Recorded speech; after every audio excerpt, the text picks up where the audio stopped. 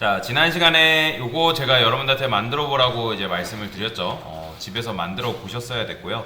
자, 그러면 이제 요걸 만들었더라도 한번 강사 코드랑 뭐 여러분들이 작성한 거랑 한번 비교를 해보면서 한번 이제 다시 한번 개념을 익혀보시면 될 것 같고, 혹시라도 구현을 못했다 하신 분들은 한 번 더 보시면서 이걸 이렇게 구현할 수 있구나 라는 거 보시면 되겠습니다.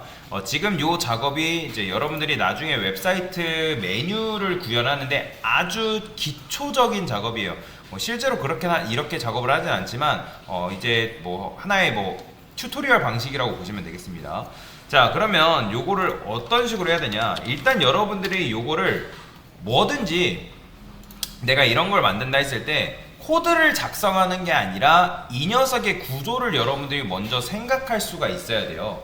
그러니까 제가 이런 거 드리면 보통 어떻게 하냐면 일단 코드 치느라 바빠요. 근데 절대 코드 치느라 먼저 바쁘게 행동하는 게 아니라 구조를 먼저 파악을 해야 됩니다. 왜 제가 구조를 파악하라고 했냐면, 여러분들이 실제로 웹 퍼블리셔로 취업을 하게 되면 웹 디자이너들이랑 같이 협업을 한단 말이에요. 그러니까 디자이너들이 이미지 화면을 넘겨줘요. 그러면 여러분들이 그걸 보고 여러분들 나름대로 구조를 짠 다음에 그걸 코딩으로 입혀야 되는데, 내가 구조도 파악하지 않고 그냥 마구자료 코드부터 쓴다? 그러면 다 뒤죽박죽 됩니다. 스스로 여러분들이 이건 어떤 식으로 구조를 잡고 어떻게 배치를 해야겠구나, 여러분들 머릿속으로 생각이 돼야 된다. 자, 얘도 마찬가지로 여러분들이 이걸 나름대로 머릿속으로 생각을 해야 되는데, 자, 그러면 어떻게 할 수 있냐, 뭐 다양한 방법이 있어요. 제가 지금 이걸 작성하는 방식이 정답은 아닐 수 있어요. 그러니까 무조건 이렇게 하는 건 아니고, 또 이 방식이 있다라는 정도만 알고 넘어가시면 될 것 같습니다. 자, 그러면 저는 어떻게 할 거냐, 어제 이제 설명드리긴 했는데 4단 구조로 이제 본다는 거죠. 왜냐면 전체 감싸는 녀석을 이제 일단 두고, 그 다음에 요 안쪽에다가 이렇게 메뉴로서의 이 녀석을 정렬시키는 거예요. 이렇게. 그 다음에 이러고 끝나는 게 아니라 저는 여기다가 이제 요 박스를 이렇게 만들 거다라는 거죠. 그러면 강사님 얘를 굳이 이렇게 하나 더 만들 필요가 있나요? 왜 그런지는 제가 구조를 만들면서 설명을 드릴게요. 그 다음에 클릭돼야 되는 녀석이니까 이 주황색은 뭐다? A 엘리먼트다 라고 보시면 돼요. 메뉴는 무조건 A로 감싸야 됩니다. 왜냐면 클릭돼야 되기 때문에 다른 링크로 이동이 되게끔 되어 있어서 무조건 A로 감싸줍니다, 메뉴는. 그래서 자, 요걸 어떻게 만들 수 있냐, 자, 일단은 작업을 먼저 해야겠죠. 저는 여기다가 내부라고 쓰겠습니다. 내부라고 쓰고, 그러니까 제일 바깥쪽의 역할이다 라고 보시면 되고, 그 다음에 섹션이라 쓰겠습니다. 섹션은 뭐냐면 중간 역할이라고 보시면 되고, 중간 이제 요 메뉴로서의 역할인 거고, 그 다음에 아까 말씀드렸던 div를 몇 개 둘 거냐면 4개를 둘 겁니다. 4개. 그 다음에 그 div 자식으로 a, 그러니까 우리가 아는 엘리먼트 그냥 쓰시면 되는 거예요. 여기다가 아이템 달러. 자, 그러면 ms를 이용해서 메뉴를 이런 식으로 일단 구조를 잡을 수 있다고 말씀드렸죠. 그러면 제일 먼저 해줘야 될 게 뭐예요?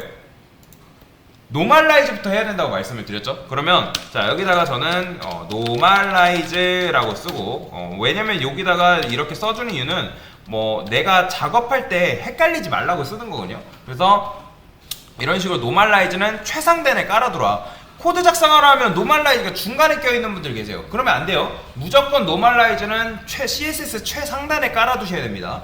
자, 그러면 A의 컬러를 어떻게 바꿔줘야 돼요? 컬러는 자, 지난 시간에 설명드렸죠. 이너리 나는 상속을 허용하겠다. 그러면 검정색으로 다 바뀝니다. 자, 그 다음에 텍스트 데코레이션도 마찬가지로 논 처리하게 되면 이게 지금 작업이 끝난 거죠.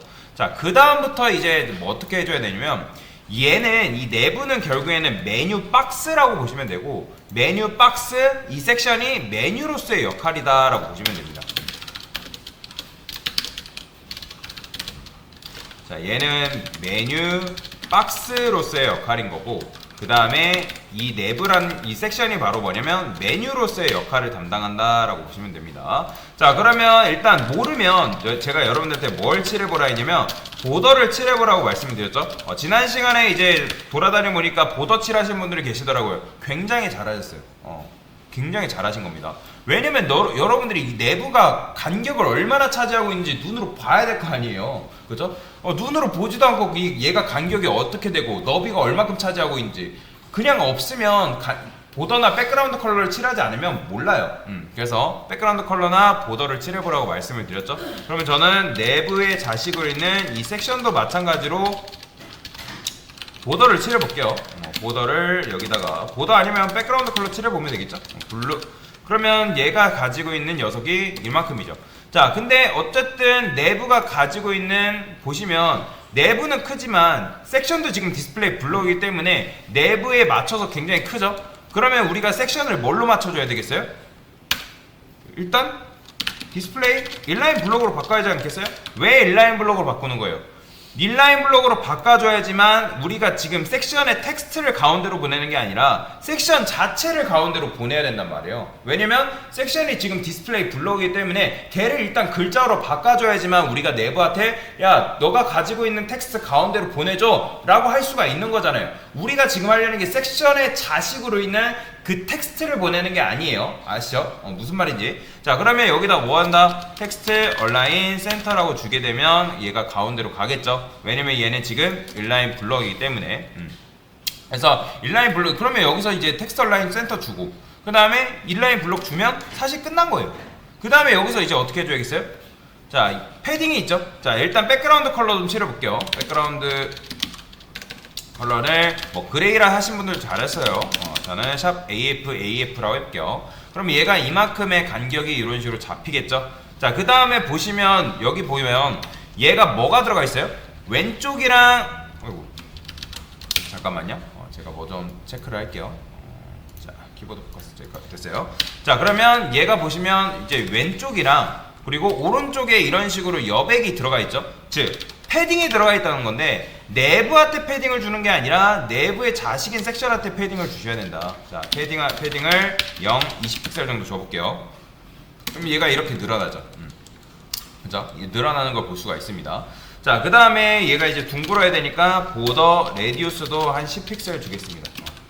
자, 그러면 얘는 이제 끝난 거예요. 자, 여기다가 이제 이런 것도 써주는 거 굉장히 좋습니다. 메뉴, 박스, 그 다음에 얘는 메뉴다. 이런 식으로. 자, 그 다음에 여기다가 div라는 녀석은 결국에는 메뉴 아이템을 역할을 하는 건데 그러면 메뉴 아이템이 지금 디스플레이 블럭이잖아요. 그죠?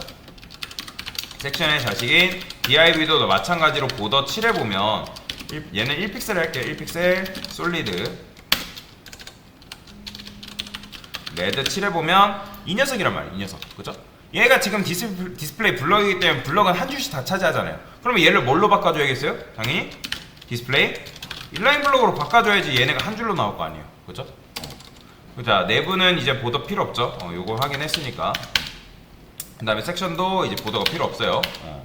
자, 그러면 여기서 이렇게 작업을 했으면 이제 뭐 하면 되는 거예요? 자, 그러면 이제 여기다가 패딩을 줘가지고 이 div한테 패딩을 줘가지고 10픽셀 정도 줘볼게요. 그러면 이렇게 하면 메뉴 만들 수 있잖아요. 그죠? 사실 그러면 굳이 A한테 뭐 할 필요가 없겠는데 라고 생각을 하고 여기다가 이렇게 쓰시면 되겠어요. 자, 제가 보세요. A는 메뉴 아이템 텍스트를 말하는 거거든요. 텍스트. 그러면 여기다가 내부한테 자, 섹션, 그 다음 div, 자, A. 그러면 div에 또 호버를 하잖아요. 우리가 호버. 제가 호버 같은 경우는 최대한 좌측으로 당기라고 말씀을 드렸죠. 그럼 호버를 했을 때 백그라운드 컬러를 블랙으로 바꿔주고 그 다음에 컬러를 뭘로 바꿔줘요? 화이트로 바꿔주면 될 것 같지만 지금 된다 안 된다? 이렇게 돼요. 아마 이렇게 접근하시는 분들 굉장히 많을 겁니다. 지금 왜 그래요? 우리가 패딩을 누구한테 줬어요? 여러분들? 패딩을 누구한테 줬어요? 지금 패딩을 div한테 줬잖아요. 그죠? div한테 패딩을 줬기 때문에 지금 이 빨간색 간격은 지금 누구예요? 이 빨간색은 지금 div 거잖아요. div. 보더 칠해진 것. 제가 패딩 지워볼게요. 패딩 지우게 되면 당연히 이렇게 되겠죠. 그죠? 당연히 그러면 우리가 div한테 패딩을 주는 게 맞아요? 아니면 A한테 패딩을 주는 게 맞아요? 뭐 div한테 패딩을 줘가지고 여러분들이 div한테 호버를 해도 되지만 그건 별로 좋은 방식은 아니라는 거예요. 그래서 여기다가 패딩을 누구한테 준다? 우리는 A가 아니라 얘는 호버된이죠. 호버된 메뉴 아이템 텍스트. 자, 그러면 여기다가 메뉴 아이템 텍스트를 이렇게 쓰면 되겠죠. 자 이렇게 써주면 돼요. 호버를 지우시고 자 이제 뭐 한다? 여기다가 패딩을 주면 되는데 자 패딩 10픽셀 주면 당연히 안 먹겠죠? 지금 이게 먹은 걸까요 여러분들? 제가 여러분들한테 늘 말씀드리는 거 보더 칠해보라고 말씀드리는데 얘는 백그라운드 컬러 칠해볼게요. 자 지금 이게 보더를 먹은 거예요? 아 보더가 아니라 패딩 먹은 거예요? 안 먹은 거예요. 그러니까 제가 패딩 Y축은 먹긴 합니다. 그러니까 Y축은 먹는데 X축이 안 들어가요. 그래서 제가 저번에 설명드릴 때 그냥 패딩이 아예 안 먹는다고 생각하시면 된다라고 말씀을 드렸죠. 왜요? A는 디스플레이가 먹기 때문에 인라인입니다. 인라인은 뭐가 안 먹는다? 패딩 마진, 높이너비 안 먹습니다. 그렇기 때문에 이걸 잘 주의를 하셔야 돼요. 그런데 그러면 패딩에 들어가기 위해서 최소 A라는 녀석이 뭐가 돼야 돼요? 디스플레이? 인라인 블록이 되면 되는 거잖아요. 인라인 블럭 주시면 되는데 자 이렇게 하시면 사실 이제 A를 클릭해도 됩니다. 그죠? 잘 되죠? 요거 이런 식으로 나오는 건 무시하시고요. 자 이거 레드 보더 걸려 있기 때문에 그런 거고. 자 그러면 이렇게 됩니다. 잘 되죠? 그럼 여기까지 완성했다는 거는 잘 하신 거예요. 굉장히 잘 하신 겁니다. 그런데 여기서도 문제가 있어요. 어떤 게 문제일까요? 여기까지 파악하신 분들은 굉장히 잘 하신 건데 지금 우리가 A를 뭘로 만들어놨어요? 인라인 블록으로 만들어놨죠. 근데 제가 이 백그라운드 컬러를 그래요. 레드 냅두고 이 DIV한테 보더를 다시 줘볼게요. 보더를 이 픽셀 솔리드 블루라고 해보겠습니다. 만약에 이 DIV라는 녀석이 너비가 예를 들어서 200픽셀로 늘어났어요. 그러면 보이시나요? 여러분들? 지금 A의 공간이 어때요? 굉장히 좁죠? 왜요? 우리가 지금 A한테 패딩을 줬지만 어쨌든 A는 디스플레이가 인라인 블럭이기 때문에 인라인 요소는 너비가 어떻게 된다? 최소 축소입니다. 그러니까 최소 축소된 상태에서 그냥 패딩만 준 거잖아요. 그러면 부모의 너비가 바뀌었다 해서 우리가 어떻게 줘야겠어요? 당연히 부모의 너비가 바뀌었으니까 여기도 200픽셀 줘야겠다라고 할 수 있잖아요. 그렇죠? 그러면 이렇게 됩니다. 근데 만약에 부모의 너비가 또 300픽셀로 바뀌었어요. 그러면 여러분들 어떻게 줘야겠어요? 이거 좀 못생기긴 했지만 여기도 여러분들 300픽셀로 바꿔줘야 된다는 거예요. 왜요? 이렇게 안 해주면 클릭을 했을 때 여기밖에 선택이 안 되는 거잖아요. 그렇죠? 여기 클릭하면 그러니까 클릭이 되지만 여기 빈 공간이 이렇게 여빅이 생기잖아요. 그렇죠? 그러니까 별로 좋은 방식이 아니라는 거예요.